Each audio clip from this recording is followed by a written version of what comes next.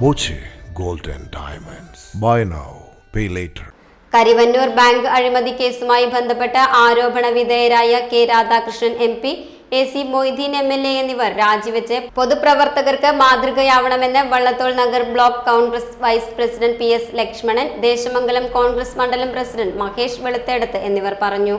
കരിവന്നൂർ സഹകരണ ബാങ്കിലുണ്ടായ തട്ടിപ്പ് അത് തെളിവുകളുടെ അടിസ്ഥാനത്തിൽ K Radhakrishnan MP, Kunnamkulam MLA AC മൊയ്തീനും കോടതി ഹാജരാവാൻ വേണ്ടി നോട്ടീസ് കൊടുത്തിരിക്കുകയാണ്.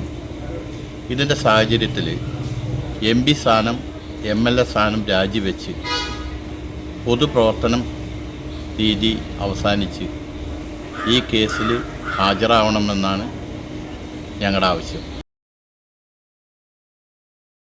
Time kids pre school, Mannannur road, Vaniyamkulam. .view news.